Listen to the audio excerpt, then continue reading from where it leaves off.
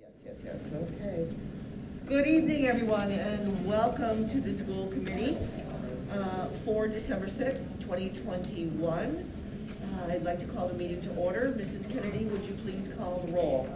Mayor Holliday. Present. Mr. Callahan. Here. Mr. Bennett. Here. Mr. Hawkeizer. Here. Ms. Spalding. Here. Mr. Cole. Here. And Mr. Reardon now.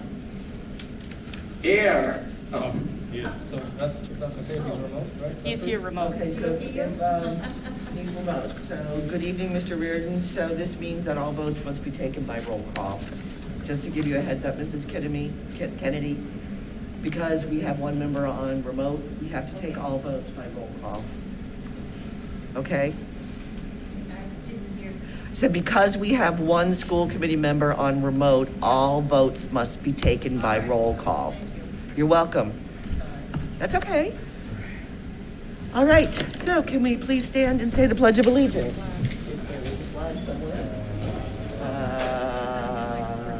Whew. Hang on a second. What happened to our flag?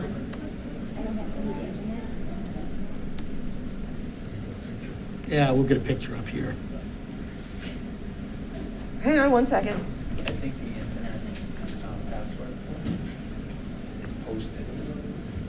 It's on the wall outside the bathroom. Okay, I'll take a little walk while you guys start. I think it's like ENB 01950. She found it. Oh, she found it? Yeah.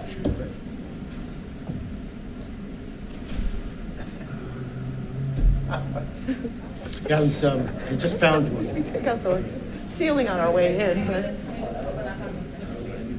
One second. Here it comes. All right, just stick it over there. That's fine. Just put it right over there, Sean. That's fine. Okay, we have a flag. All right, I pledge allegiance to the flag of the United States of America and to the republic for which it stands, one nation, under God, indivisible, with liberty and justice for all. Thank you very much. Mr. Callahan. Thank you. All right. Okay. Hello, everybody. Thanks for coming in tonight. I'd like to ask first, is there any public commenters in the room? Seems like we have no public comment for this evening. So we're going to go to the next item, the consent agenda. Mr. Cole, have we got any warrants? Yes, we do. Yes, we do.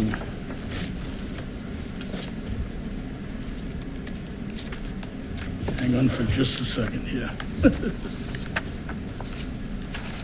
Is that warrants with the flag? Yeah, no, I got it, I got it.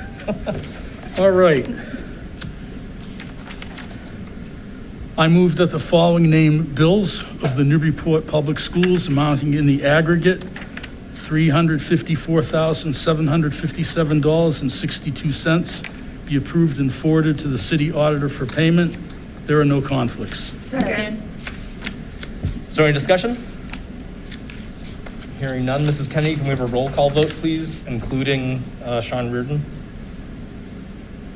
Mayor Holliday. Yes. Mr. Callahan. Yes.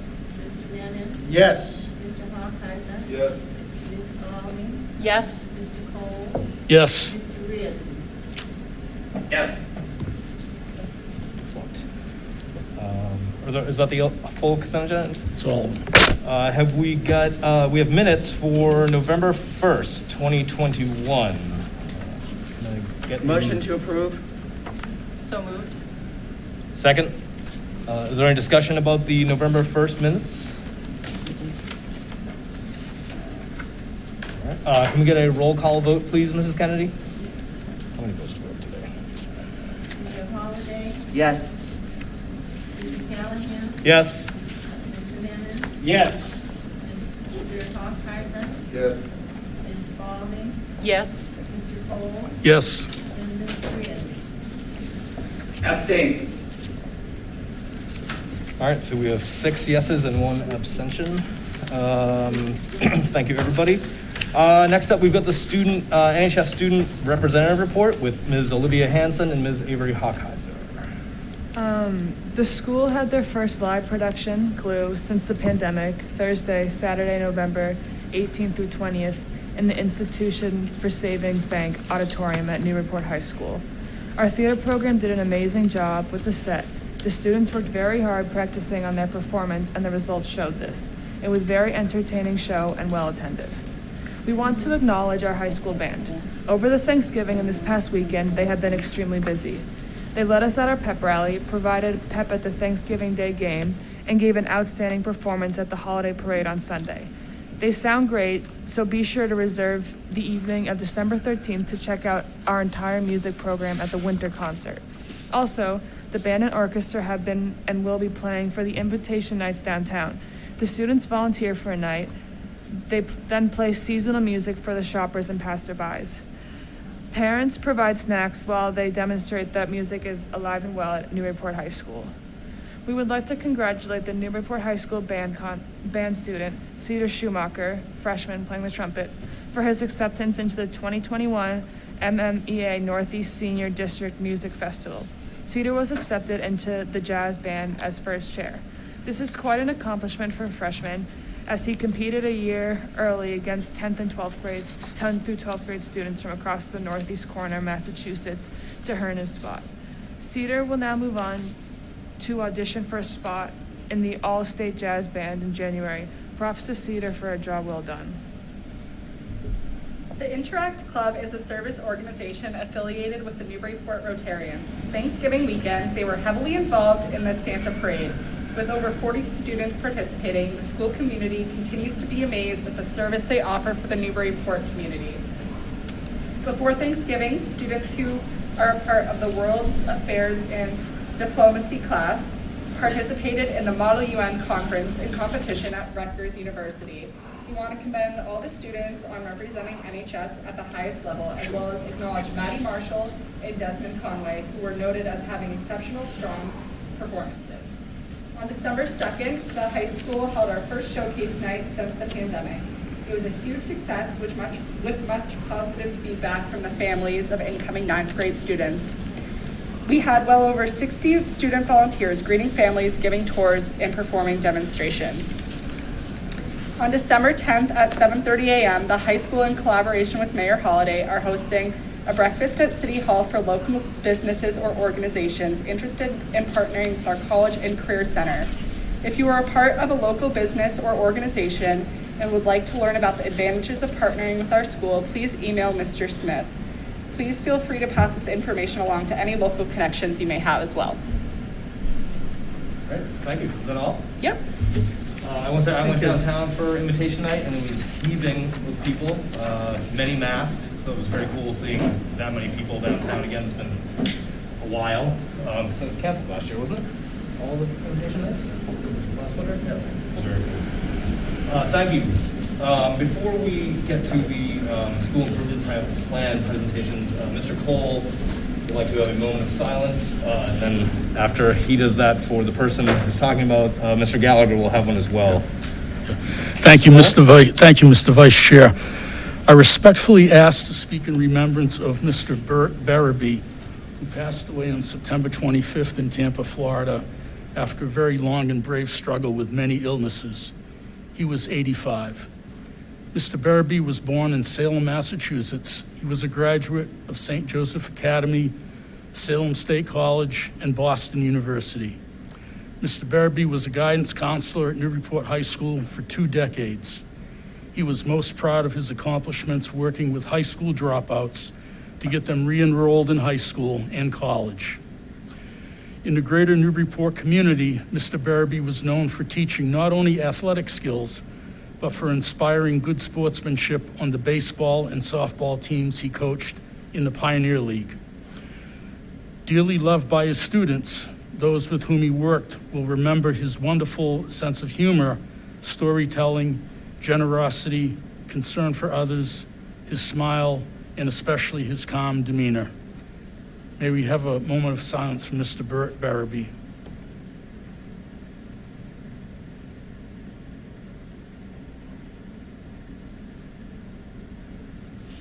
Thank you. Thanks, everybody. Mr. Gallagher. Yes, I'd also like to take a moment and reflect. It was with great sadness that the district learned that our colleague and friend Pat Levitt lost her son Joseph Levitt in a tragic car accident over the Thanksgiving Day holiday weekend. Many of us remember Pat's funny stories and joyful baby Joey stories.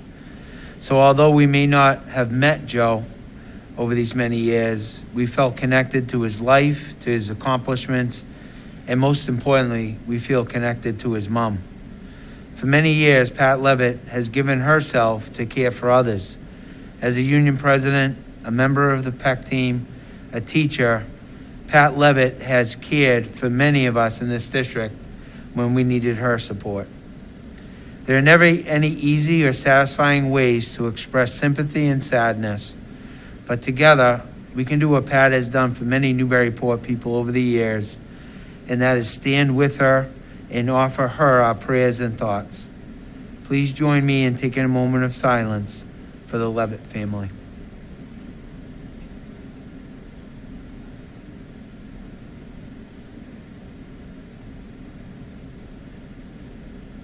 Thank you. Thanks, everybody. All right. Next up is the school improvement plan presentation from the building principals, who will also be introducing us all to the school council members. Okay. Ms. So- Alita? Yes, so the technology is not working with Okay. us, so we might have to punt and, Okay, we can Use our move this packet. down the list if you like for a little bit, give you a little bit of time. excellent, Okay. perfect, thank you. All right, changing gears a little bit, we're going to have the finance subcommittee report from Mr. Steve Cole, if you are ready, Mr. Cole.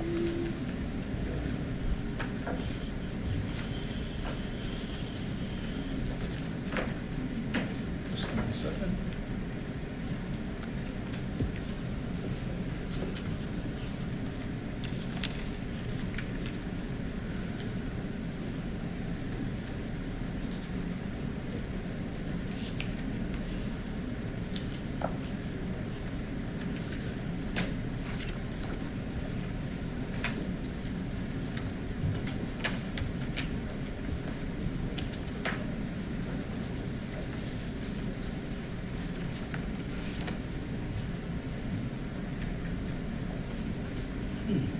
Do you want me to move on, Steve?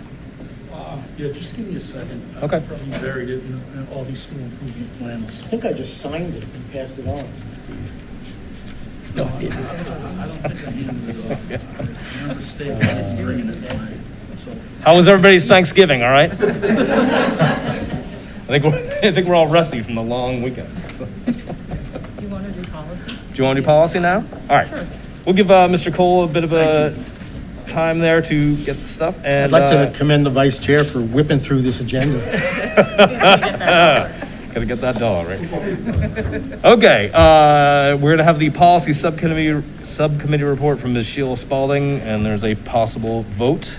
Yes. I think, okay. Up for vote is the school year calendar policy IC, and it has just a minor omission that we talked about in our last meeting. So this policy was updated to include the Labor Day holiday and how and when we would start school.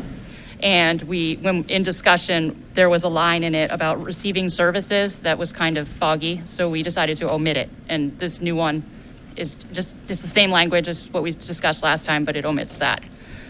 Okay. So I'd like to move that we vote to adopt this, the school year calendar policy IC. Second. Is there any discussion about the school calendar? Again? No? All right, seeing no discussion, Ms. Kennedy, can we have a roll call vote, please?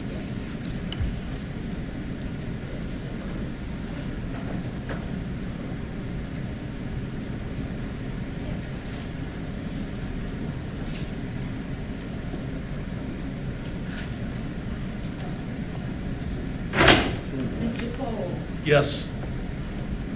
Mr. Reardon, Yes. Mr. Hawkeiser, Yes. Mr. Menon, Yes. Mr. Callahan, Yes. Mayor Holliday, Yes. Ms. Spalding, Yes. All right. Policy passes. Excellent. Thank you. Okay, Was that it? Or are you and going to do? That's it. We are meeting next Monday on the 13th, and we will be discussing the calendar for the school committee. Okay. So hopefully we'll be bringing that to the next meeting. On the 20th. Mhm. Okay, great. Okay. Thank you very much. Mr. Cole? Somebody missed one of the pages here, so there's only 3 signatures on it. I don't know Okay. if that's still okay. I know you were talking about that, but, We didn't go over that yet. That'll be in policy for the next time. okay, so I'm gonna leave this here with the agenda like tucked in it. We can double check. Yeah, Okay. Just, you can do it now or whenever. All right, Mr. Cole, would you like to go? Sure, yeah, here we go. Last Finance Subcommittee was on Friday, November 12th, 2021. Minutes of the October 21st meeting were approved with one correction.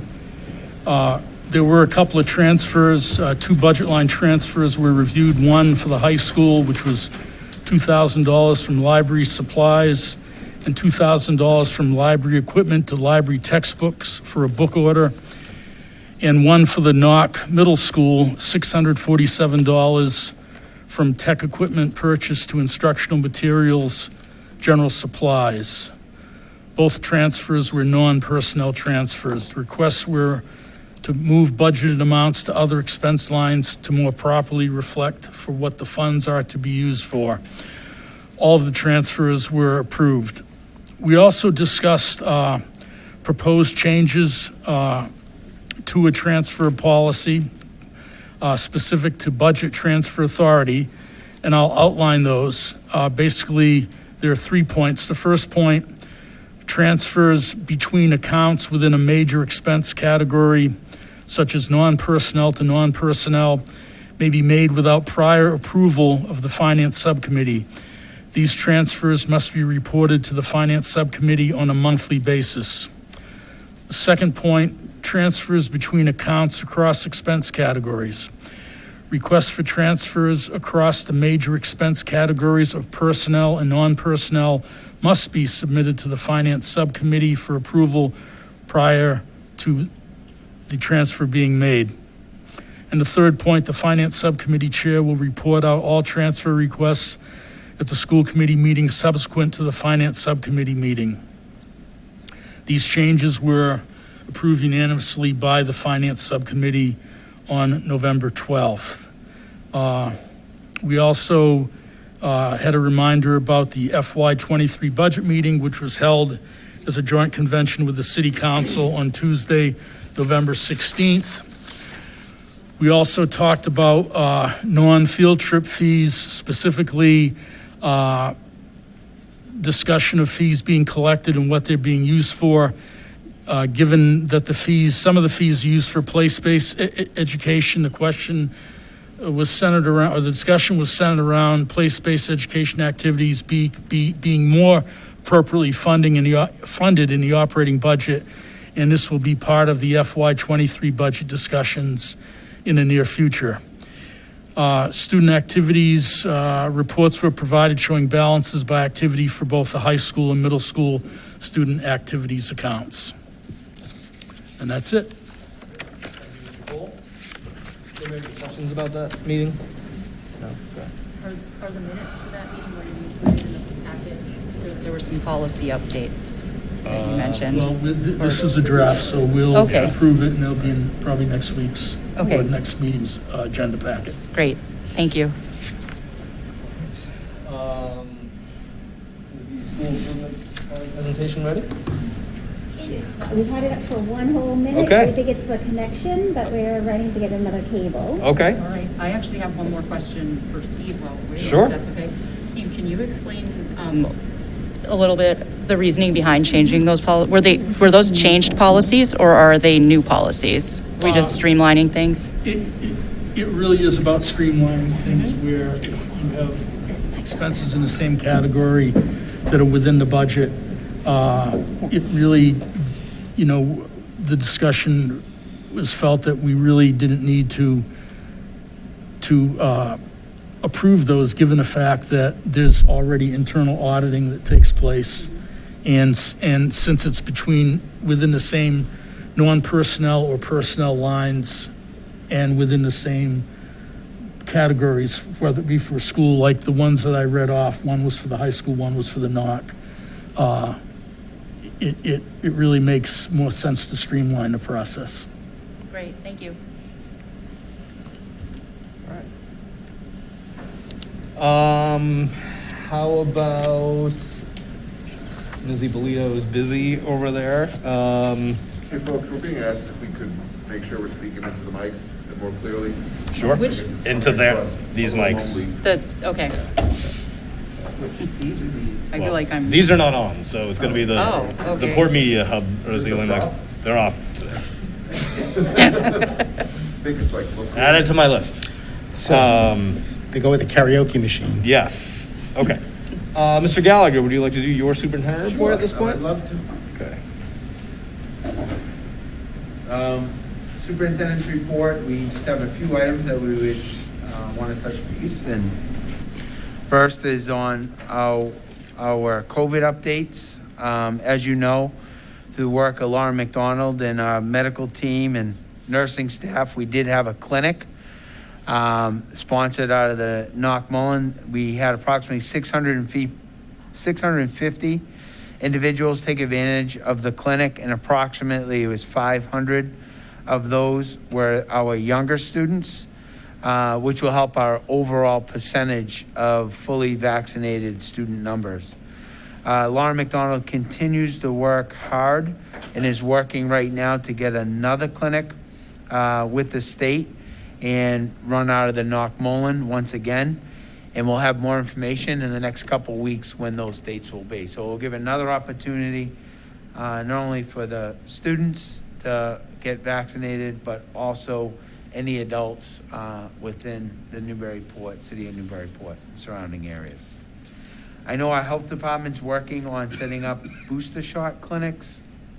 The city of Newburyport's, I just think, with Mayor Holliday is always forward thinking and takes the next steps in dealing with this pandemic. So on top of the schools and working with the state and setting up vaccination clinics, our health department's working on setting up booster shot clinics for the people that are fully vaccinated but have not received the booster shot. So it's I think a collaborative effort on the city along with the schools and doing everything we can to give the citizens and students an opportunity to get vaccinated. So I think that's really important for all of us in the upcoming weeks, especially as the holiday break is coming rapidly. Also part of that is the health department and Mr. Giacalone are working on setting up free testing before the holidays.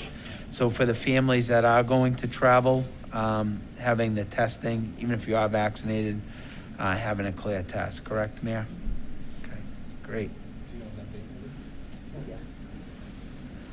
I think it will be right closer towards the holiday. Probably the week just before Christmas, because that's what we did before Thanksgiving. And as we have our medical advisory meeting this Wednesday, to once again look at the numbers through the school system, but also the city of Newburyport, and then also hopefully gets a little more information, unfortunately, on this Omicron variant. Yeah. The next one, that's the next. So that will be an important meeting. I know we had our meeting last Wednesday and wasn't much information on this new variant, but it seems like there's getting the CDC and other medical getting a little bit more details on what type of impact that may have on vaccination rates and then on the schools and communities. So our next on the agenda is strategic plan updating. Once again, just want to thank the extended leadership team, our central office team, our teachers, faculty. So thus far, we've facilitated strategic planning groups for our pre-K to 12 staff, our school committee, our city council, focus group with parents and guardians, and then the two groups that are scheduled in the next 2 weeks, our DEI Alliance, HRC, our Youth Services, Rotary, and the NEF. So all of those members, we reached out, and we're going to have that focus group on December 15th. In addition to that, we're working with the NHS students. We have 70 students in the student council representing all 4 grades. And then that focus group with them will be December 8th. And then working with Mr. Marcos in the middle school, we're looking on setting up some focus groups for the middle school students. The other piece that we did last week, for the people that could not attend our focus groups, I worked with the NCM Hub, and I videotaped the presentation. And Sarah, too, who's new to the Hub, who's actually helping us here. We have Sarah 1 and Sarah 2. So Sarah 2 did a great job on the video. Didn't have to use makeup. I look pretty good on that video. And the graphics are amazing. So we're really happy with that. All kidding aside, it's a video presentation, kind of gives an overview of our strategic planning process. After the video, then parents and guardians will have another opportunity to give us feedback on the portrait of a graduate and the key skills that they feel we need to address in the strategic plan. From there, we're taking all of that information. We've been compiling that through Excel spreadsheets. We're already utilizing and developing the key elements of the feedback. So we're seeing common themes that are coming out of these different focus groups. And I'm just really pleased in the sense that I think the team, the central office, in this process, we've gathered hundreds of people from all different parts of our school community and general community, with the goal is having closer to 1,000 people input on this strategic plan. And the goal is for us to take that information, have the common themes, go back with the administration and the educators to write the detailed plan. But we also would like to present in January to school committee a lot of the findings from those focus groups, which I think is really important. So people really understand that their voices were heard and really part of our planning process. So we plan on doing a presentation in January for the community, strategic plan update. And then just some November news. Our wonderful student reps reported a lot of information at the high school. But just next week is our Hour of Code at the Breslin in Mullen. Students will be participating in coding lessons with STEM. Kristen Daigle, Kristen Spinney, and our tech director, integrator, Jackie Russo, on Thursday and Friday. And working with the Boston Dynamics Robot Dog Spot, will be visiting the Mullen School. It's the only dog, when you tell it to sit, it actually listens. So As long as we don't have to follow it around with papers. no, you underneath. don't. I don't think so. There could be, some oil leaks or something, but I'm not sure. The winter concerts taking place at the Mullen and the Knock in high school. The Mullen concert, because of the number of children involved, will be remote. The Knock musicians had the in-person rehearsal, and then Wednesday at the NHS concert on December 13th. Many of our students, musicians, also playing downtown for a lot of the invitation nights. Congratulations to the Knock Theater Department and the students for their November showing, Radio Play Disaster. It was a great play. And then the NHS students took the stage earlier this month with the production of Clue. And I just think it's really nice to have these live performances back. We haven't had these in such a long time. Although there are modifications being utilized, it's just great to have our wonderful students performing. On Friday, it was mentioned by the students and that the NHS will have a first breakfast for our local businesses. And as you all know, we've been working with College and Career Readiness. Having our College and Career Counselor at the high school has been a great addition.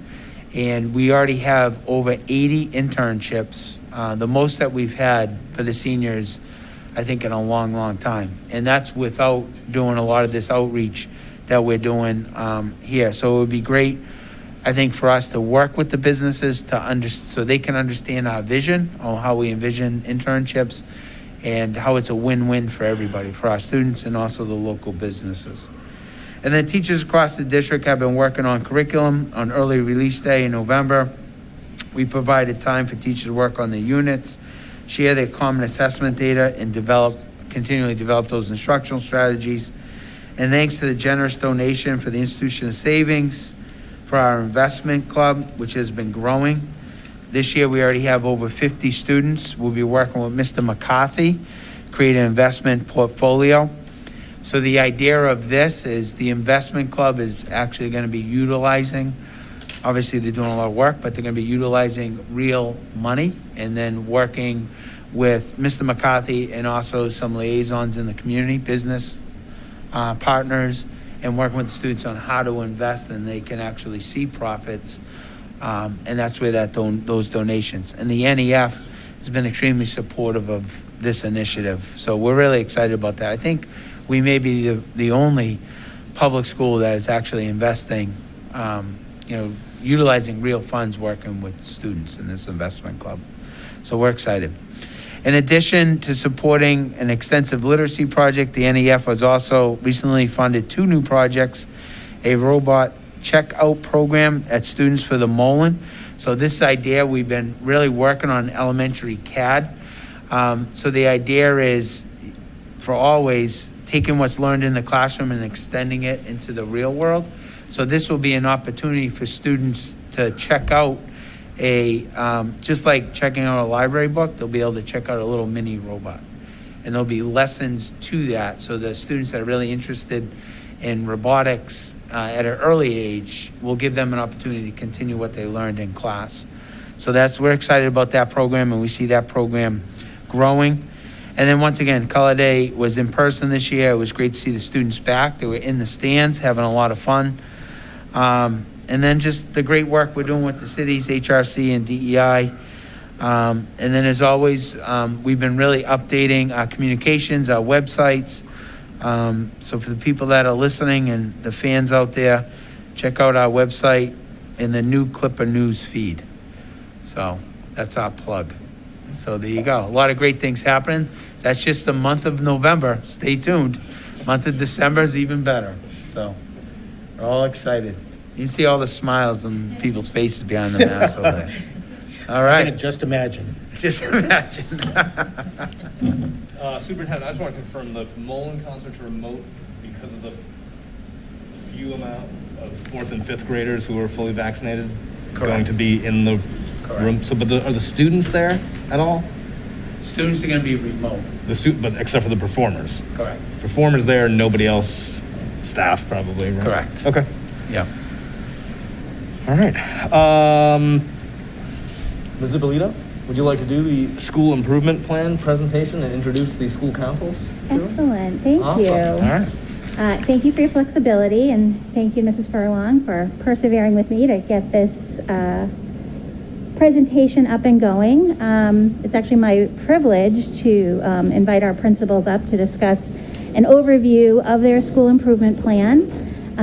They all attended our CISL meeting, which was last Monday. It seems like it was so long ago, but it was just last week, where they gave a more in-depth presentation about their plans. And what really came from it is that they were able to really hear each other's plans, hear how innovative each other are, and we got many positive comments about the vertical alignment of the goals throughout the plans. So that's what we were looking for.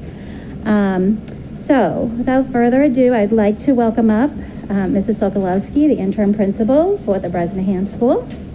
Welcome.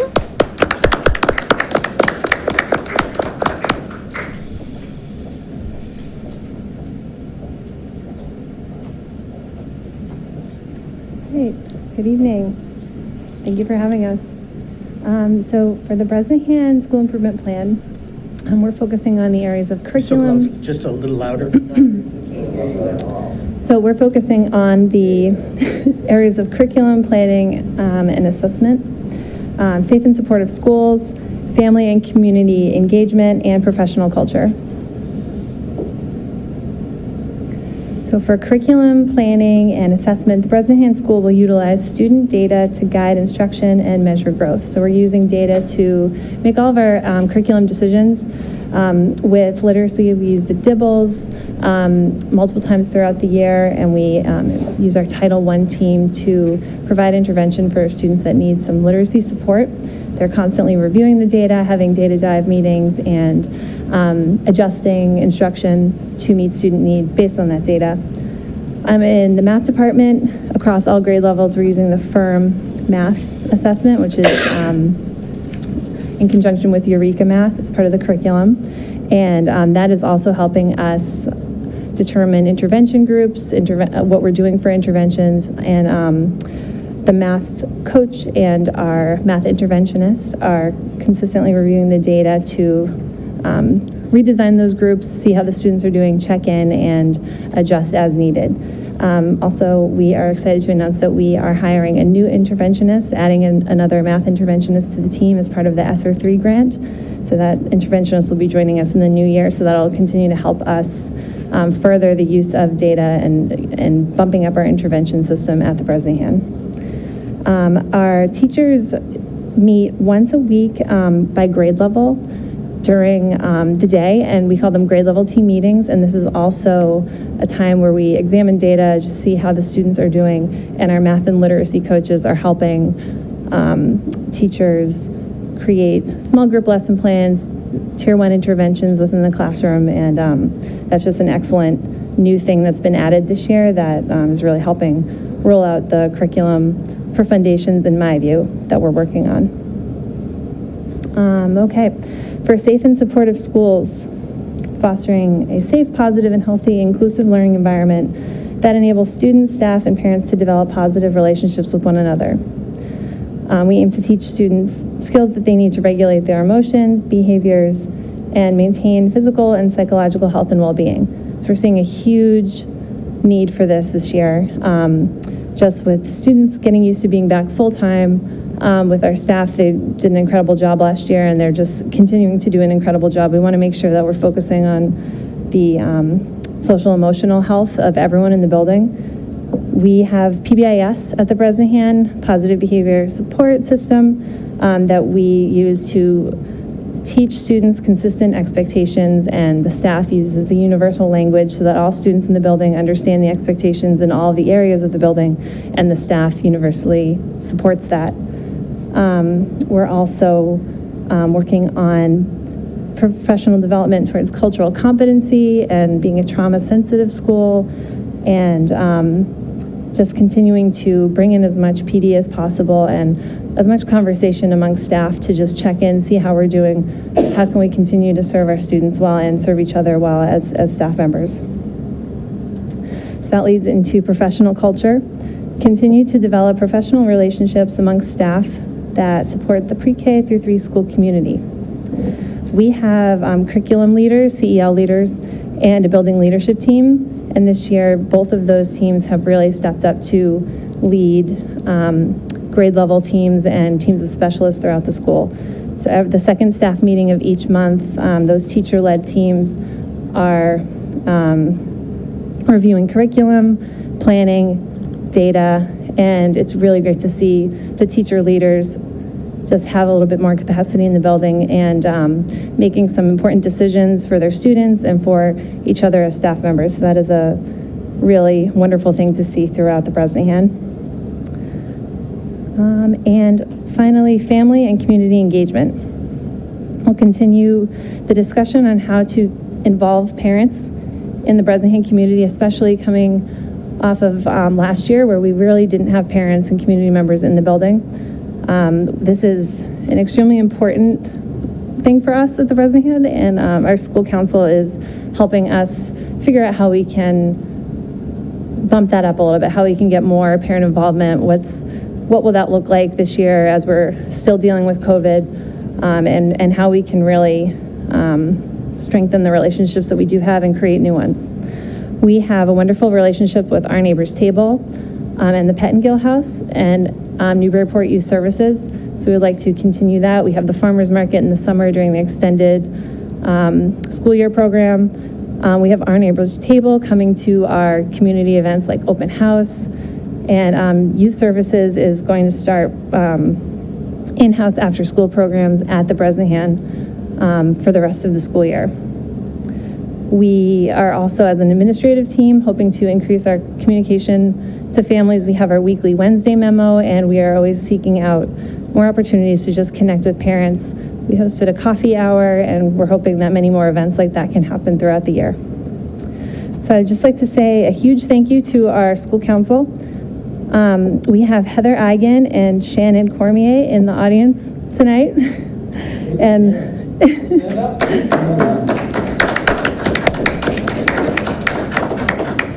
And in addition, we have Colin Carpenter and Kirsten Rowe, who are parents who aren't able to make it tonight. Our staff members are John Gangemi, Maddie Stanton, Allie Burns, Julie Mauchow, and Sam McGuire.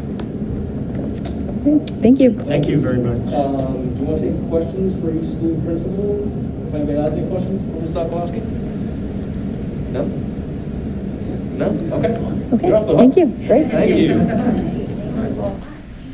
Thank you. And the full plans are in your packet. It's just a brief summary and an opportunity to thank our parents out there that are sitting on these councils and really helping us move forward as a district. So thank you. The school improvement plans are posted on the websites of the schools or on our district website. It's on the district website and it's under our school committee, correct? Lisa? Pretty sure. Yeah. Yeah. And they're in this packet tonight. Yep. Correct. Yeah, I was just thinking in terms of the community. To let them know where it is. Perfect. Thank you. So unfortunately, Ms. Rossi was unavailable to be here tonight, so I'm going to pitch in and do my best to represent her school. So we can go to the next slide, Ms. Furlong. Okay, so you'll see that the overarching goals are similar to the Bresnahan. So under curriculum planning and assessment goal, 100% of the students will demonstrate student growth as measured by common assessments within their content area. So the Mullen has been doing a great job using various assessments to then take that data and really look at the students according to who may need some accelerated work and who also may need some assistance in areas of weakness, and really targeting them by using their literacy and math interventionists. And also at the same time making sure that we're still engaging students, all students, in their learning as we continue to move forward. Some of the other work they continue to do is to use Keys of Literacy, and that is a program that gives opportunities for students to use graphic organizers in various ways to help solidify the vocabulary that they're learning and use it in context and use it in their writing and across the curriculum. They're also working with Ms. Koch to develop the language-based program at the Mullen and working with outside experts to come in and vet the language-based program to make it the best that it can be for the students at the Mullen. They're also continuing their work with MyView. We're currently creating curriculum maps to go along with the MyView program and how it fits into the Mullen, not just by the Massachusetts curriculum standards, but our students' learning and their needs. And let's see. They hired a second interventionist for, I believe it was this school year, and that is again to help support students with their knowledge base. They currently have 2 interventionists. They both do math and literacy, but Dr. Abrams and I have also began a pilot program at the Mullen where we're looking at our accelerated learners in literacy and providing them, actually Dr. Abrams providing them literature circle-based activities to help bolster their literacy skills and comprehension. Let's see. The second goal is safe and supportive schools. Provide trauma-sensitive, pro-social framework where all students and staff feel safe, welcome, and supported. The Mullen is very fortunate because Ms. Rossi is trauma-informed trained, as well as I believe it was 18 members of her staff. So they're currently and constantly using those practices. in order to support the students, especially as we're coming, into school with COVID, among other situations in our world. They also utilize the Swiss data to track students who are maybe struggling, to see if there are patterns in time, place, particular students and what they need. So again, that's just another way of using data, not just through the curriculum, but also with our students. And they continue to administer the BIMAS, the Behavior Intervention Monitoring Assessment System. And this identifies outcomes of students who may need further assessment. And I know that they're also working with Mr. Potts, our new district behavioral health coach, to also assist in this work.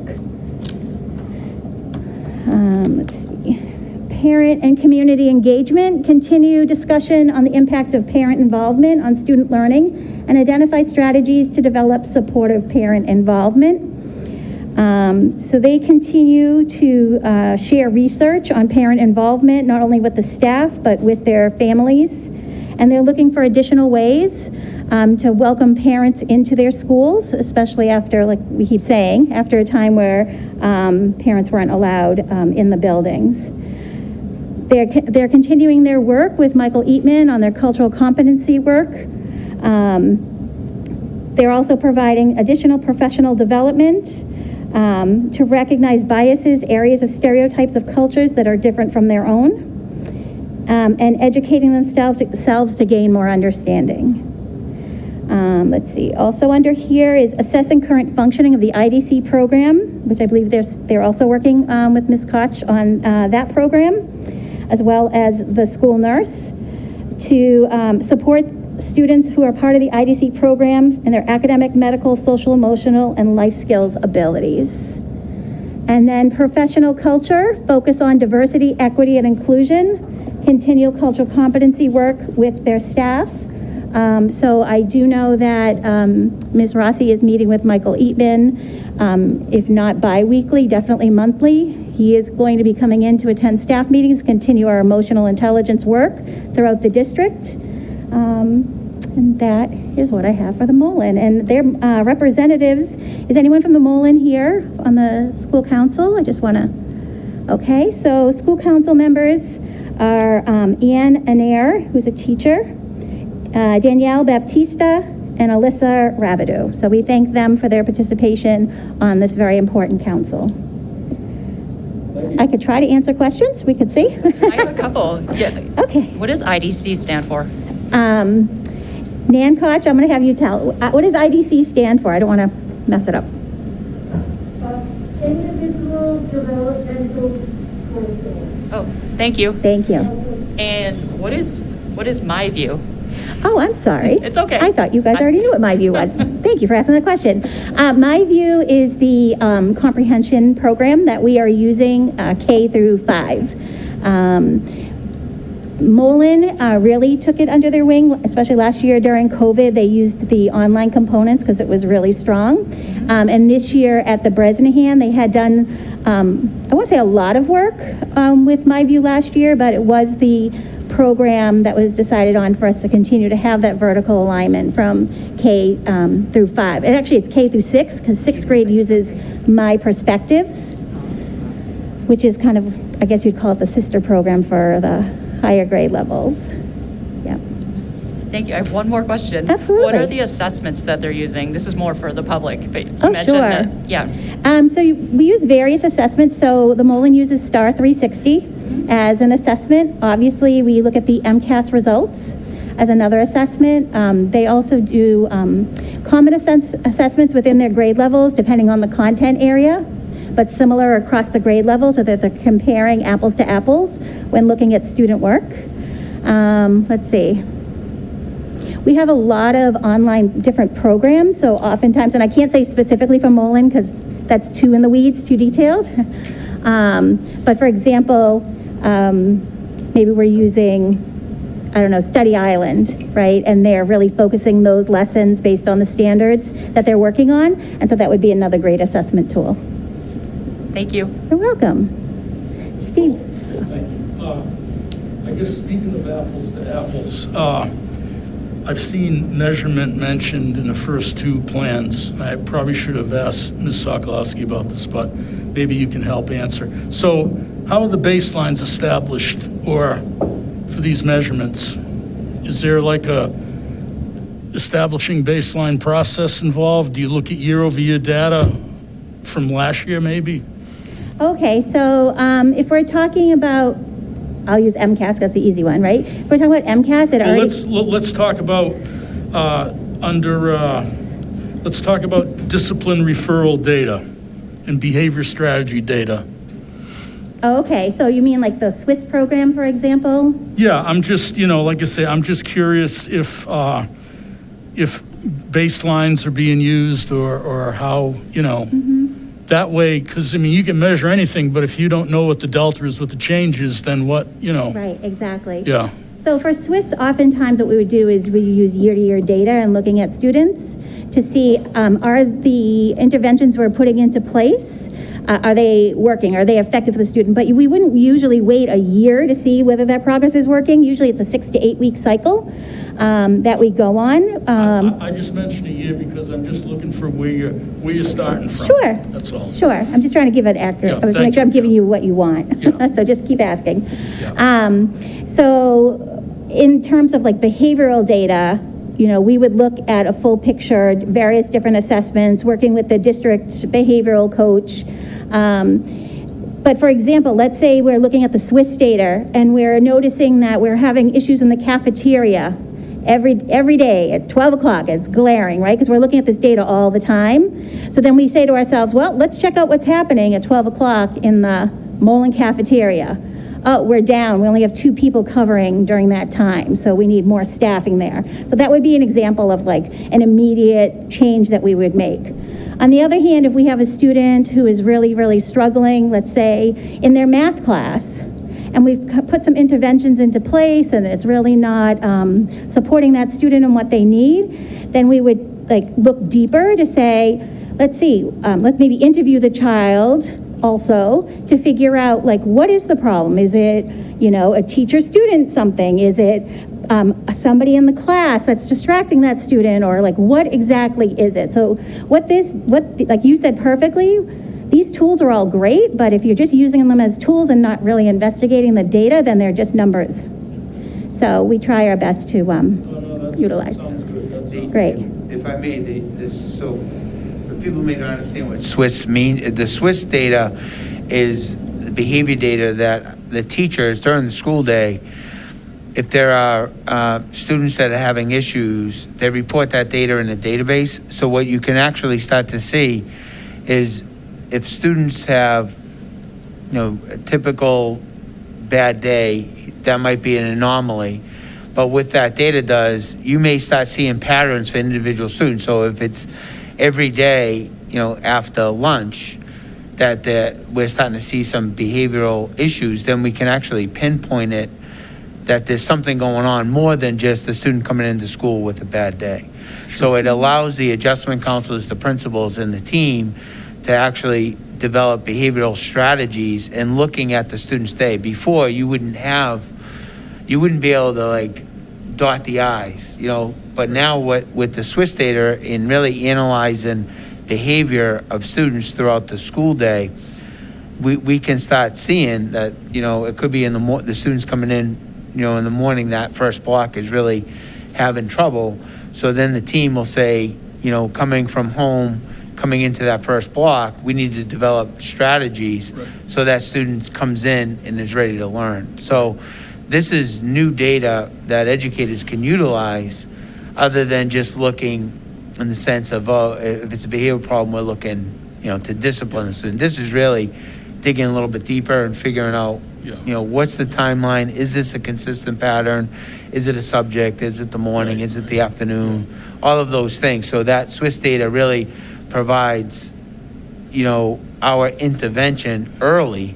So that student doesn't fall. It's almost like spotting students before they fall through the cracks. Well, that's, I'd like to think also that teachers develop that skill. Correct. As they work in a classroom and they pretty much eyeball their class when the day starts. Right, and they don't necessarily, that's perfect. That's a great point, Mr. Cole, because it's not just, the Swiss data isn't just waiting for a problem. Right. The Swiss data, the teachers, when they know the students and they see a student that is Yeah. struggling, they can add that data Sure. into the database. No, that sounds So that's really- just one example. Yeah, that sounds really And that's good. been really beneficial, especially as we've come back from the pandemic.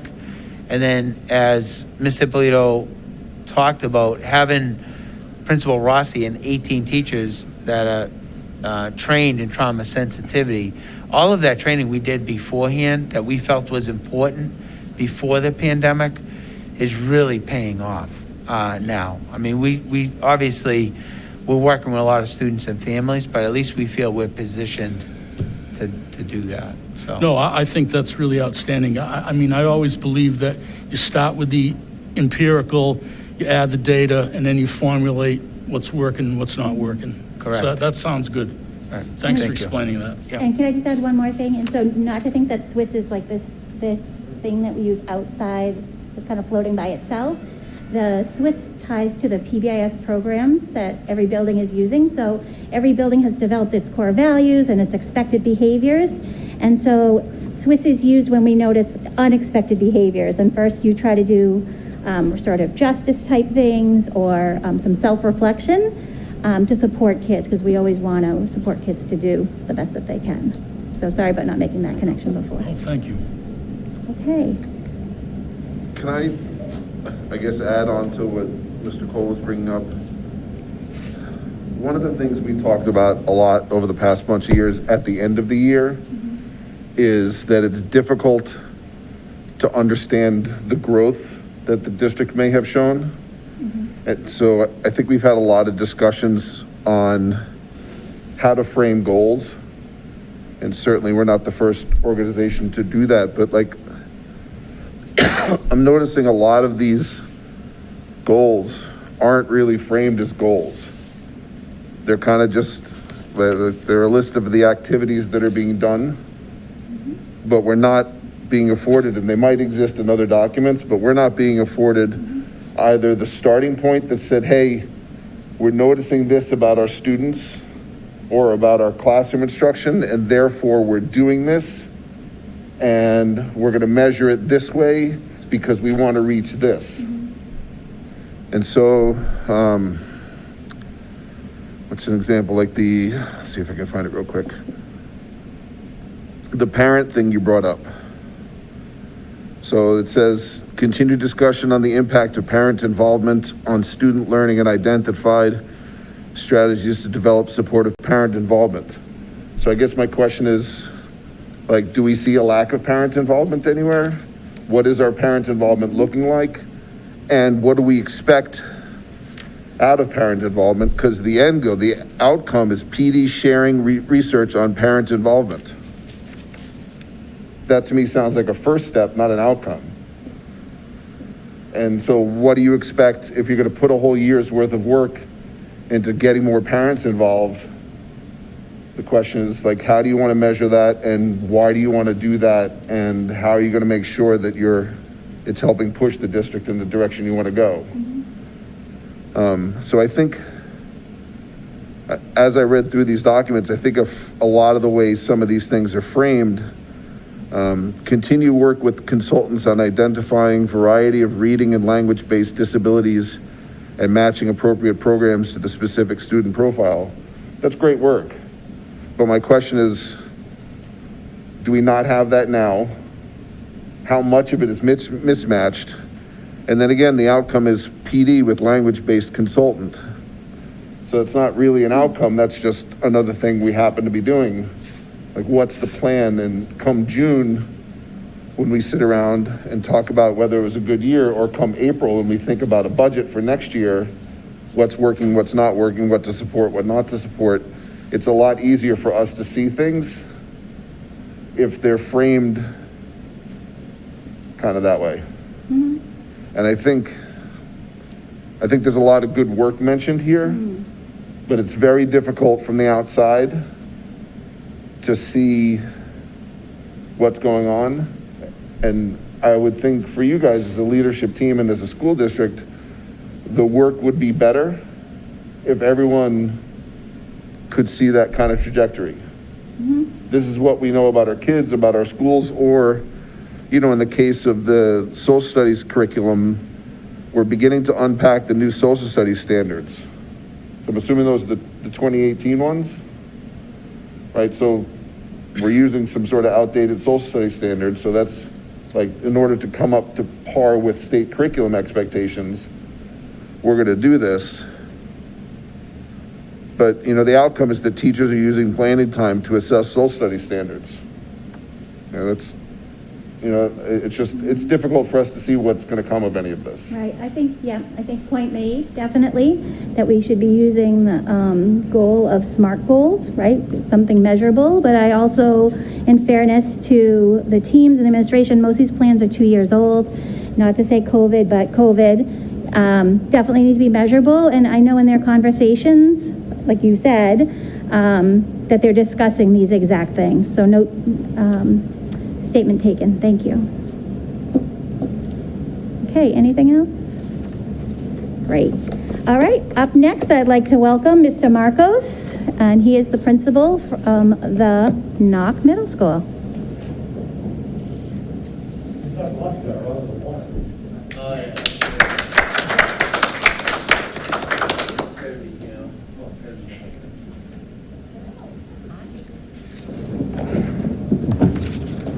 Do I get to stand on this?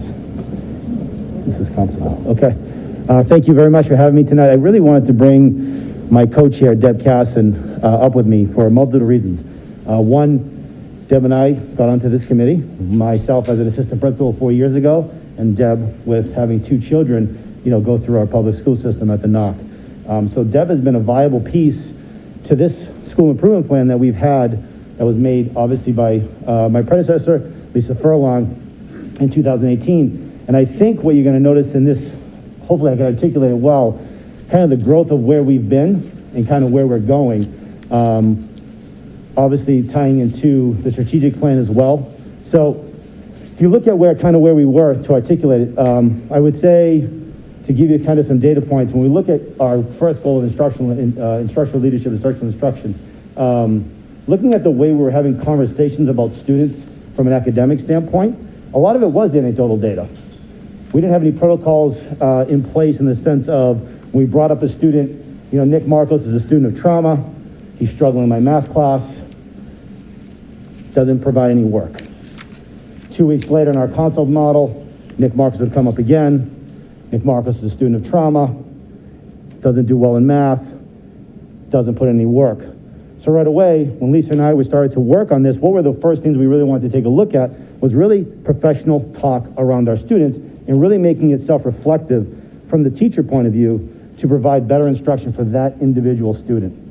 So our conversations sound much better, and they're much more data-driven in the sense of, I have Nick Marcos, here's his profile, I've contacted the parents, here are his MCAS scores, here are his Star 360 scores, here's his data from my baseline assessment and my interim assessment. I've seen minimal growth from baseline to interim. I tried these 5 strategies, and Nick is only starting his tasks on time 10% of the time. I've tried X, Y, and Z. We sit around as a group, myself, the assistant principal, our adjustment counselors, the entire team. The entire team is able to say, well, you know, I've got Nick, and he's able to start, you know, tasks at 50% of the time. These are some of the strategies I'm able to use. So it really became a very reflective practice for our teachers, which then increased the amount of, you know, work production or whatever the goal was for that student over a period of time.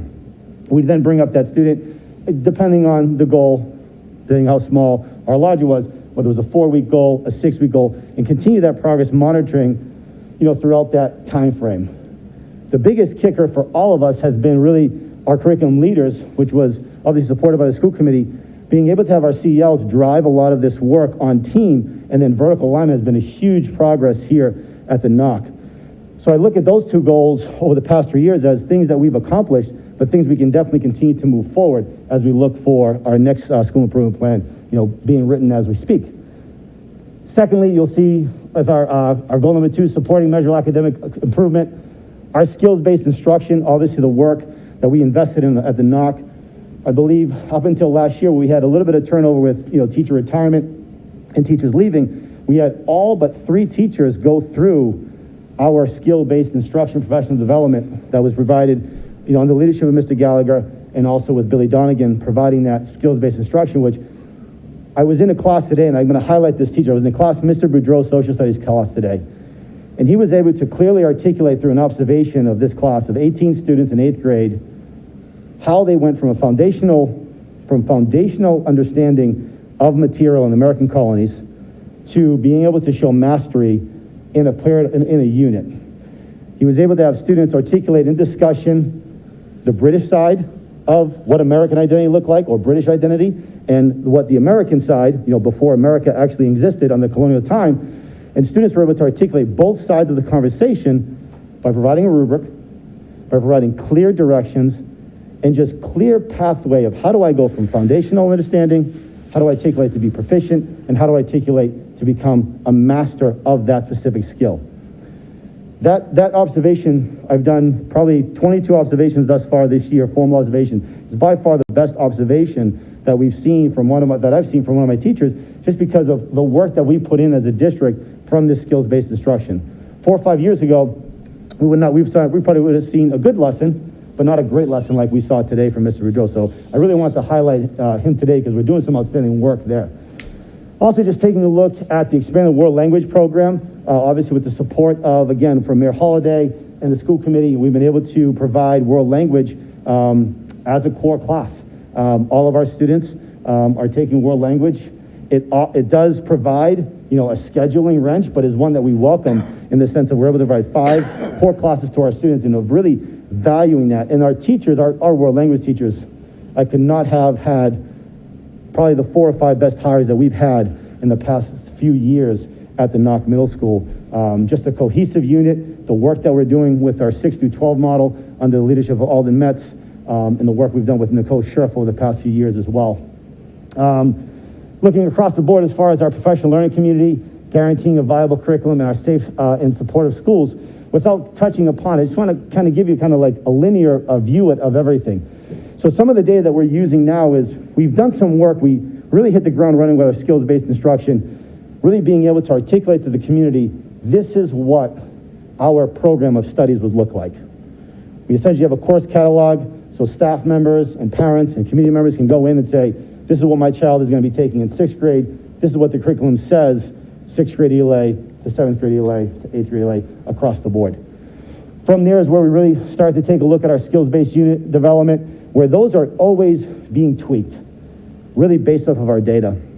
So I think one of the things that our number one goal this year, because it kind of got halted by this thing that we know called COVID, was really the look of our common assessments. So what we've done with our common assessments just in a short period of time this year, over the 3 months, is really taking a look at our common assessments in relationship to our MCAS data. And Assistant Superintendent Belito hinted on this, but how do we assess our curriculum? How do we assess our teaching practice? And it's really taking a look at the data from our common assessments. If our common assessments are telling us one thing, and our MCAS data is telling us another thing, we have to go back and take a look at our course sequence maps, take a look at our unit development, and really say, is our curriculum, or what we're teaching as a 7th grade science teacher, is it viable curriculum? And what adjustments do I have to make? And those adjustments should be happening year to year for a multitude of reasons. One, we've had a different MCAS test the last 3 years, right? So what will MCAS look like now if we do get back to normal? Are they going to make adjustments to it? Will it be something that sticks around for a handful of years so we can actually gain some traction in assessing the curriculum that we're going to be using? So that's what our staff is doing right now. They've given the baseline assessments. They're standards-based. They're based on our course sequence maps. We've got our MCAS data. Hopefully what we can do, well, not hopefully, but what we'll be doing in January and February is really taking a look at the MCAS data by standard, taking a look at our baseline and interim assessment data, and really saying, where are we at from a year ago? Where are our students at based on these standards? And then taking a look at that to really get some MCAS prep in, before, April and May hit. So I'm truly excited about that. Obviously, our PBIS data is very similar to, the Bres and the Mullen we do deal with behaviors in middle school. Who would have thought that, right? There's a ton of awesome behaviors going on a daily basis. Most of them are expected, and some of them are unexpected. I'll let you guys figure out which ones are expected and which ones are not expected. But nevertheless, we do use that data to take a look at our hotspot is flex and lunch, right? So that is unstructured time for our students, right, of 12, 13, 14 years old. So oftentimes some of those behaviors do come up. So we do take a look at myself and Assistant Principal Gallegos, take a look at that data, and we work with the teachers. And what we're finding in our data right now is most of the disruptions are actually happening in class. And that's exactly where they should be happening, because that's where the majority of our students spend their time, is in class. And a lot of them are minor behaviors. What we try to track from a student standpoint is, are those minor behaviors for, say, Nick Marcos, are they repetitively happening in the same exact class or the same exact time? And what types of interventions can we provide for a student? I'm a tier 2 behavior intervention. I spent some time with a couple of students during Flex now, because after lunch for those students, it's a tough time for them, okay? It's tough for them to regulate, so they come down, we sit down in my office, and we're able to work on a couple assignments, regulate them, get them a little snack, get them some water, calm them down so they can have a better class time those last couple blocks of the day for them. So those are some of the things that we're looking at from an individual standpoint, but also looking at it globally as far as, do we have some activity in the hallway during a certain time? Do we have activity in recess or bathrooms or the cafeteria that we can put some positive behavioral interventions in place to support our students? But the vast majority of our students are doing the right thing, and they do have those expected behaviors.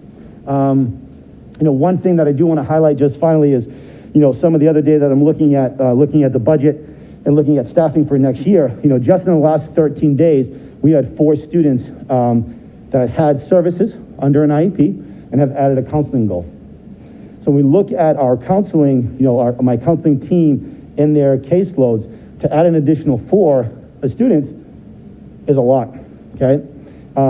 We have 13 additional students testing in the next, 45 days. So if half of those students end up on an IEP and half of those students have a counseling goal, right, there's an additional 4 to 5 students. Now we've increased just this year, 9 students getting, some time with our counselors. And obviously we want to be able to support those students that need our counselors, but more importantly, for myself, and I think Mrs. Furlong under her time shared this same idea, was the goal of our adjustment counselors is obviously to service those students that need it, but more so, how do we do that from a preventative standpoint? How are we able to service our general education students and provide that support in the class? So I may be diagnosed from anxiety, and we want to support that student that has that anxiety diagnosis for sure on how to get through their day.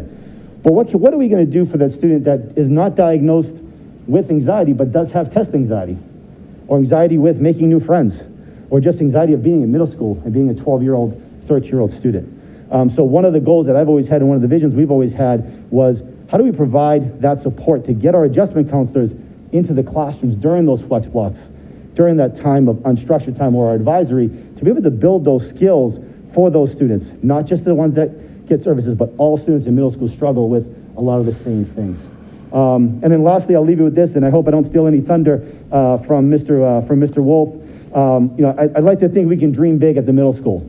We're really ripe for what we can do there from our common assessments, from where we are from a curriculum standpoint. And I'll share a quick story, and then I know kickoff's about to happen, and I don't want to be the delay for the game. But, back in 2009, I had moved down after I met this amazing girl who's now my wife on vacation. I decided to leave my life up here and go down and meet her. And I sat in a cafeteria in Doral, Florida, at Doral Academy, and Mr. Douglas Rodriguez was the principal at the time, and he said, we're going to put in 25 students, 6th grade students in Algebra 1. We're like, okay, that sounds promising, yay. And those 25 students, the next year we're going to put 50, and the following year we're going to put 75. So by the time in the 3-year period, we're going to have about 125, 150, 6th, 7th, 8th grade students who've already taken Algebra 1, have already taken Algebra 2, and are going to get into geometry and or trigonometry by the time they're freshmen and sophomores. By the time those kids are done with their sophomore year, they're going to test out of every math and potentially every science class that they need to do for graduation. And those students are now going to take dual enrollment classes at Miami-Dade College or FIU, Florida International University. And those kids are going to graduate with a partial associate's degree or a full associate's degree. And we're like, hey, this is the best rah-rah speech we've ever heard as a faculty in 2009 here. Fast forward to my last year in 2015-2016, 392 graduating seniors, 391 of them took an advanced placement class, 301 of them passed an advanced placement class. Out of those 392, 80% of those students graduated with an associate's degree or part of an associate's degree from Miami-Dade College or FIU. All of these students, or the vast majority of them, I'd like to say about 99.9% of them, came from South America, Central America, or Caribbean islands. So I can attest that we can do it up in Newburyport. To hear the great things that Mr. Wolf is doing up at the high school with dual enrollment and increasing our exposure to all students of advanced placement, I think we're ready to funnel that down to the middle school, and hopefully we can support that along with our strategic planning. And it's so important with that portrait of the graduate. So I'm just excited for what's to come with the district and how we can support it at the Knock Middle School. Any questions?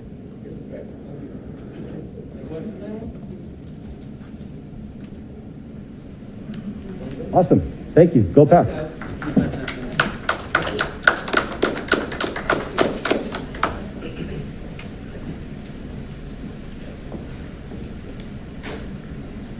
Last but certainly not least, Principal Wolf from Newburyport High School.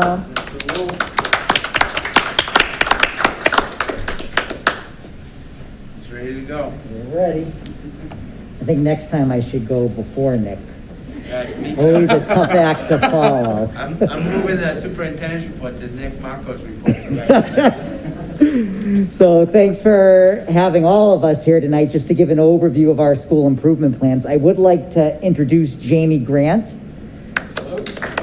He is a member of our school council, but he's also the chairperson with me this school year as well, where we've been just doing a lot of work just to kind of give you an overview of the process we follow.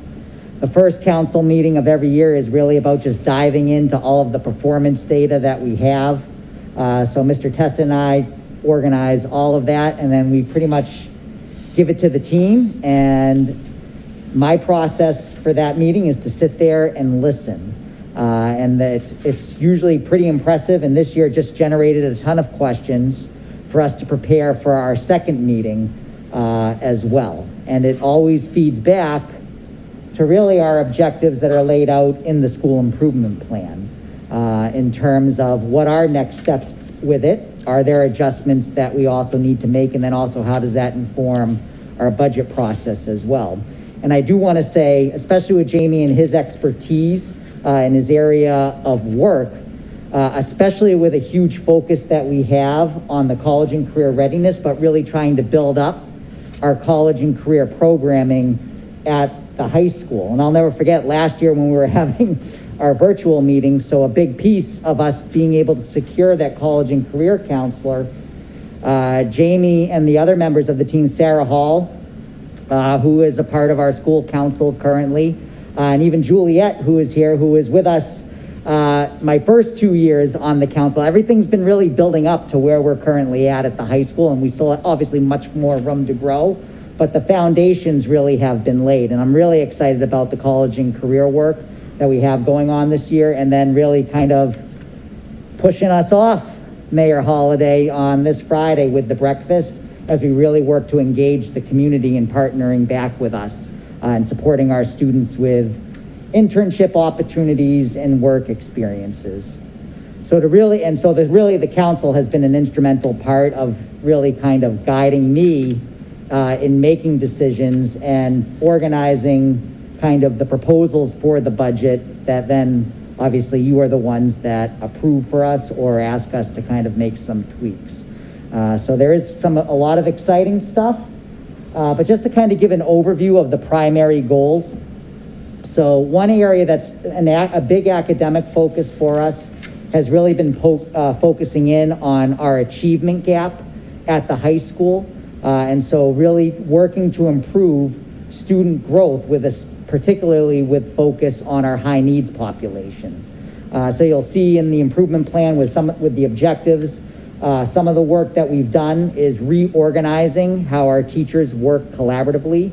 So we now have them set up in curriculum teams and really trying to have our teach, because in high school there's so many different courses and there's electives, but really trying to schedule teachers where they have a core area that they're focused on, so that when we have professional development time and staff meeting time, they're meeting within their curriculum teams, so that and this year they have common team goals that they're really driving towards, and all of their goals have to be focused on student growth with attention to the high needs population.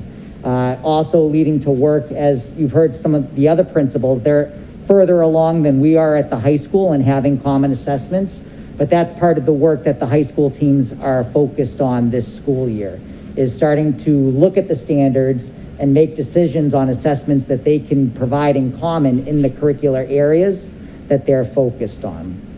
And then the MCAS results is our primary measure, but I'm also appreciative, but in the spirit of college and career readiness, when we were able to budget last year to offer the PSATs to our grade 10 and 11 students, because it just gives us another measure, and those results actually should be in this week so that we can really start diving into that, and we'll be doing a data dive in January, so we can really use that information to evaluate our current curriculum and what adjustments do we need to make to strengthen our college and career academic skills. Another piece, which I think you're all pretty well aware of, a primary focus has also been on really trying to work to grow the climate at the high school. The vocal survey, so at the end of every grade 10 MCAS, students take a survey that measures how they feel about school climate, and that's our primary measure that we use to see how we're doing. Now, unfortunately, last year, actually, no, we haven't gotten the results from last year yet, but we had made pretty decent improvement, especially around the area of student voice 2 years ago, and we're still waiting to see. I'm expecting probably a dip from where things were last school year, but I do want to say, especially around the area of student voice, our student council has just grown so much. And with the result, so we have 2 students that are also on our school council, Lucas Dano and Rhea Kaur, who are also members of our student council. Olivia D'Ambrosio, who's part of the CISL, she is our student council president. And it's been really great to see this year as the council has come together and is so well organized, where they are pushing, and really, it's all positive pressure, which it should be. We refer to it as a pressure support. So as we work to improve what's happening at the high school, they're actively involved in making proposals for us to decide as a school, all right, what adjustments might we make to our current rules that we have at the high school? One of them being the hat policy. They're very, looking to make some changes there, and most likely will happen. But all because of the steps that they've taken to do their due diligence, do their research, being able to share their proposal with the staff, and then together we can decide, all right, what will be the adjustments we make. So that's been exciting, and that's really all on the students. We've given them the platform, but then with their advisor, Nadine Hollahan, really working to better structure and organize themselves. So with these other 3 areas, really all focus on getting students to think about their lives after high school. So one of the measures the state also holds high schools accountable for are the percentage of students that take an advanced course, whether it's an AP class, a dual enrollment class, or an advanced technical class before they graduate. And even though we've worked to expand more so in the dual enrollment area, we've expanded those options. One thing that we've noticed in our data is that there's still a large gap between our general population and our high needs population accessing those advanced courses. And you heard Nick talk about, and that's kind of led to these conversations with us collaborating with the middle school. So what is work as we really start to try to think about the readiness skills even before students come to high school. So I'm excited about that work that we're taking on with Nick, and I think it's gonna, pay off dividends as well. But then also at the same time, how do we shift the conversations that we have with students around encouraging them to take a risk. Some of the conversations I've had with some of you. So there's practices at the high school that we have to shift. And it's, it's conversations with curriculum teams and really coaching up students in terms of, you really demonstrate a strong interest here. Maybe you might want to take this Southern New Hampshire University class, and we're gonna coach you up along the way. And so that's really kind of the cultural shift that we're trying to make at the high school level with the staff, which then ultimately would trickle down to more students taking that advanced course before they graduate. Now, the other two here is that this one here, all students demonstrate college and career readiness skills upon their graduation. So a few years ago, we had done some work in terms of brainstorm, and this was tied right to our initial school improvement plan 2 years ago, was developing that vision of a graduate and identifying those skills. And now what's exciting is with the work the district is taking on with the strategic planning, that there's gonna be a district-wide portrait of a graduate.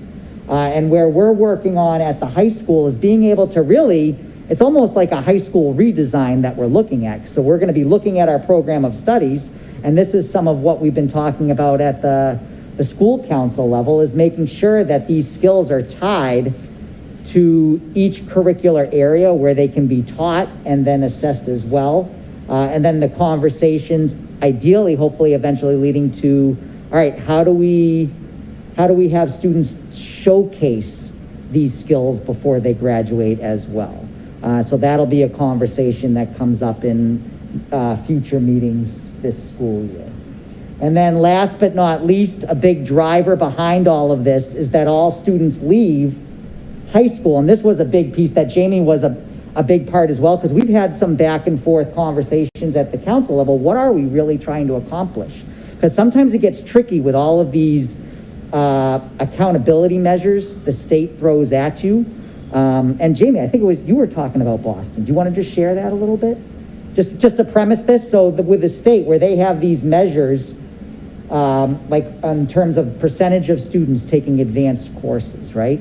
So the tendency is for schools, all right, let's push all of these students to take an AP class or this or that without really understanding where the interests lie, but trying to get them to go to college. Because we also now have this DART data that we access as well, which holds us accountable to the percentage of students that stay in college after high school.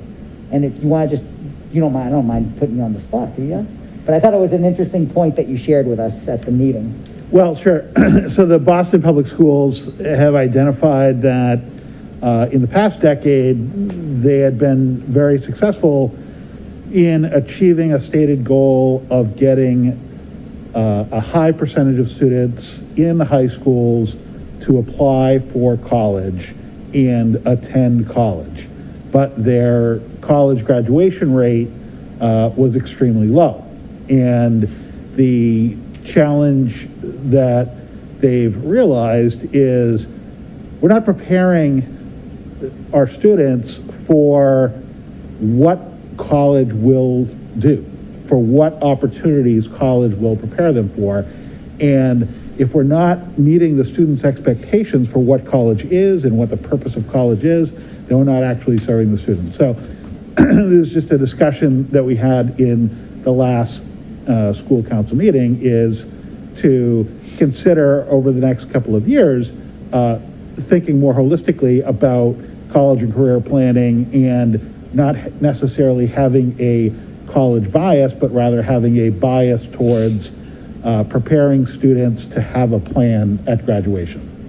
Mm-hmm. And that really leads to this goal right here, that all students, every single student who leaves the high school is leaving with that personalized but flexible post-secondary plan. And we were very cautious and are intentional about referring to it as a post-secondary plan, as we even try to now start taking a look at our program of studies and what are pathways that students could have. Maybe they don't necessarily lead to college, but do lead to a career area right out of high school as well. And I am excited for the breakfast on Friday, because it's really prompted us to really get out there We've been in the business park where we have STREM that will be coming in, a lot of the different manufacturing companies that are part of the business park here in Newburyport. So we're just so fortunate to have all these organizations just right here and down the street from the high school.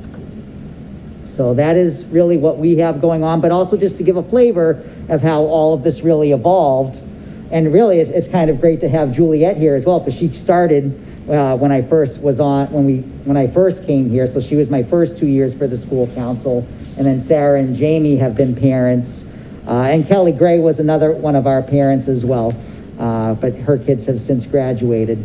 But it's really been kind of fluid as our school improvement plan has evolved, but then also leading to the different budget items that we've been able to put in place as well. So do we have data on college completion rates for our students now? Yes. So do we have access to that information? Is it on the DESI website, or where do we get this? So the school report card has access to what's called and I always forget what DART stands for. Do you know what it stands for? I just call it DART. But the DART right now hasn't formally come out. There isn't a report card for this year as of right now, because I looked at post it, because we post it this time of year. And it does show trend data. So we could, it's there under DART, and you put the high school, and then students, and then as you scroll down, it will give you all different demographics and that sort of information. And if you go on the public schools website and under the school committee link where it goes to school council, so we have all the different data reports. So we put in the minutes from our school council meetings, and in the agendas, we have links to all the data reports we've been viewing. And so there is access. So because it is, the DART data is very cumbersome and it can be overwhelming, but we've pulled out the areas that we've been looking for.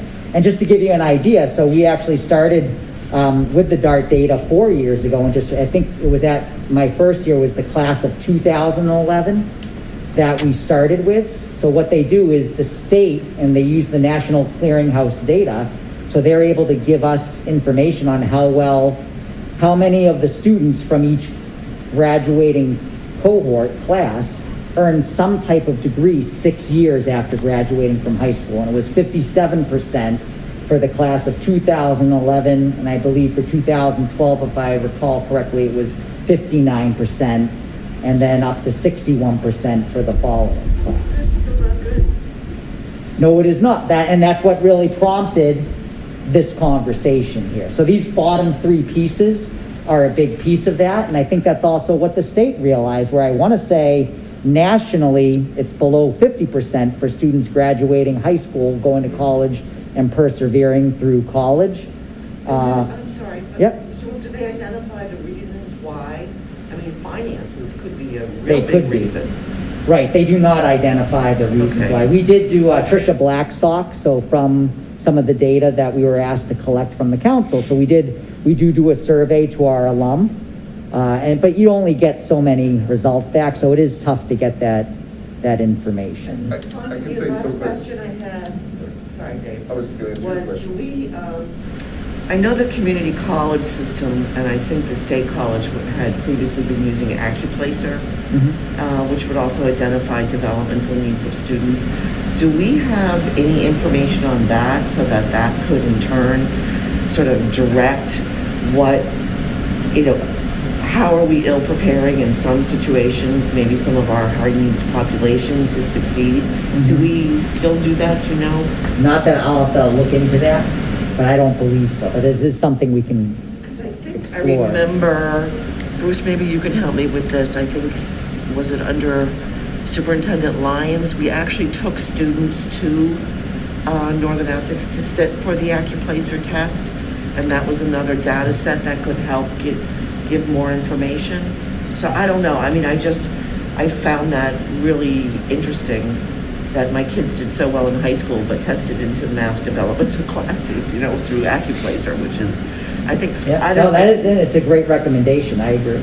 Yeah. I just thought so. Yeah. And finally, I've been saying for 20 years, senior projects for those who are accepted to college and could care less about their last few months of school, where they could really do something exciting if they picked up something they were very interested in. I mean, I know there's a bunch of people who have to finish AP stuff, but you know, for those students who aren't, they could really benefit, maybe a spin-off from some internships or something, to do a senior project and get, you know, a bunch of credits for that, as opposed to just skipping school or.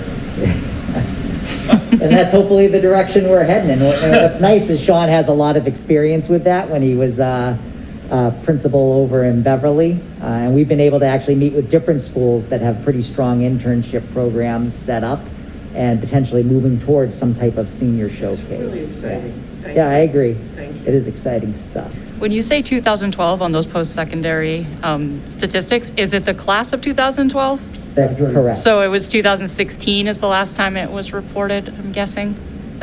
Or Well, no, when because would the that class report of have been? 2012 data, they have to wait till 2018. 2018, they give them 6 years, Correct. okay. That's why it takes So a that, while. I was wondering, because it sounds so old. That, Yeah. Okay. Anybody else? I was just gonna say it absolutely has to do with finances and the level of academic rigor in your high school class load, which is why the statistics will tell you that taking even one AP or dual enrollment class greatly increases your chance of graduating within 6 years, because we'll call it academic sticker shock of what, you know, you could think anything looks like tough work when you're in a little bubble, but then you get out and it's even why the AP, the College Board kind of went to an approval process for schools' AP curriculum a couple years ago, because they were finding there was too many differences in the way AP courses were taught. And I think it's a lot of the reasons why, like, the dual enrollment thing is happening, because it's taking a little bit of the heft off local decisions and making more reliable experiences for kids as they try to get into college and understand what that's going to look like. So I mean, I love everything about it. I mean, my daughter right now, she's taking an NECC class. Well, she's taking two of them, but an NECC class, a Southern New Hampshire University class, and an AP class. And the experience is very different across all three, but it's been great. Yeah, and that's been the goal, is to really provide that variety, to try to capture as many kids as we can. Checking off all my boxes. We're trying. Thank you. All right, excellent. Thank you. All right, thank you. Just build the band and you'll make me Yeah, really we're happy. working on that. 4 weeks. There's a lot of band in this. Sure thing. All right, Thank you. Since we've not really followed the agenda in order anyway, Where are we? Ms. Apolito, do you want to do your assistant superintendent report so you can get out of here? On the CISL update? Is that all right with everyone? All right, everyone, Superintendent Lisa Marie, I'm sorry, sorry, Sean, you didn't know? Assistant Superintendent Lisa Marie Apolito with her CISL update. Thank you, everyone. So we had at our recent CISL meeting last Monday, where we had all the principals attend to present their detailed school improvement plans, which they did an excellent job. We extended the meeting. Our meetings are usually 6 to 7. Our meeting went from 6 to 8. We were happy to welcome some soon-to-be school committee members, as well as Ms. Spalding and Mr. Menon through Zoom to the meeting, as well as our CISL community. The presentations, like I said before, were well accepted, and people can see a vertical alignment and a lot of innovation by our principal team. That was pretty much our entire CISL meeting. We did have Olivia D'Ambrosa, who is a senior, who comes to our meetings with so much great information to share, so positive, speaks so eloquently. She actually invited me to the environmental meeting this evening, but I told her I was otherwise engaged, but I'll do it next time. But I will be shadowing her for a full day at school to see the life of a Newburyport High School student, so I was excited to make that connection with her. And that is pretty much the CISL report. Thank you. Excellent. I apologize, I wasn't at the computer here while the presentation was going on, but Mayor-elect Sean Reardon has his hand up. Mr. Reardon, do you have a question about one of the presentations? That was quite a while ago. My hand was up. Sorry. Actually, I'll ask her real quick if Marie doesn't mind answering it. Sure. Or Sean, I just had a question. Like going through those school improvement plans, and then you know, Mr. Hawkeyes are mentioning about the data and the metrics you're using. Is there a plan to maybe revisit this and say like end of March and just getting an update about where we are? How's like the do the math implementation going in the elementary, and how's the MyView, just kind of a check-in, and then maybe now that's the time where we get kind of the baseline and what we found out or what we learned when we started this process, and here we are in March, and this is where we hope to get to by the end of the year. Is that something we're planning on doing? Yes, great question, absolutely. And the difference too, for example, with MyView is that we're providing the teachers a significant amount of professional development to use the program, and I hate to use the word fidelity, but fidelity is the best word that comes to mind. And so we're also going to be asking the teachers their opinions on how the program works in the areas in which we're using it. And that goes for pretty much my plan as assistant superintendent is not just to get a product and it's one and done, but to really investigate its alignment to our standards, its effectiveness for our students, and the engagement that our students have with the various curriculum tools that we're using. Another layer of that is that we are creating curriculum maps, K through 12. K through 5 are focusing on literacy right now, and because middle school and high school are departmentalized, they're focusing obviously on a broader scope. But to use those, as many of the principals have said, to use then those curriculum maps to say, how are we addressing the standards? Are we meeting the level of rigor that our students require? What do we need to change? What do we need to do differently? Or what are we doing really well? So those are all kind of metrics, if you will, to the work that the district will be doing moving forward. I'm not going to tell you that it's a short process. It's actually a very long process if we're doing it correctly. But I hope that answers your question, Mr. Reardon. Yeah, are we doing the curriculum maps on our own, or is someone from like Savas working with us, like to align it with what's going on in my view and my perspectives? Mm-hmm. I'm leading that work. I've led that work in other districts successfully, I might say. So yes, working with our CELs and our ILTs and obviously our building principals collaboratively. Great, thank you. You're welcome. Thank you very much. The final item on the agenda is the school committee meeting calendar discussion with a possible vote. There was just confusion about some of the dates on there. Everybody look at that? Mm-hmm. So reviewing January 4th and 18th, as well as a possible retreat format, which I have questions about. I'll bring that up in a second. But review February 28th and April 25th dates to ensure no conflict with city council. May have to move them to a Tuesday. So I just want to scroll to this. Does anybody see a conflict for the two with city council? No. Okay.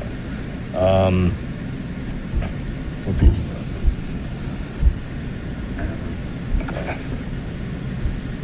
There's a lot because of the Harris.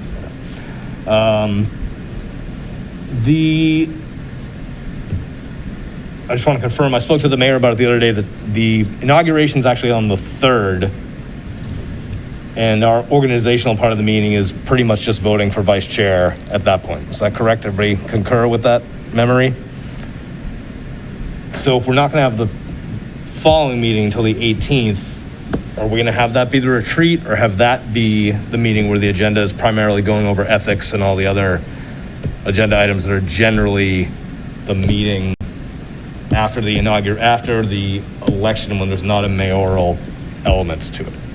And then with the retreat itself, I was really hoping to have that agenda item have to be a lot of the kind of beginning training, as it were, for the new people.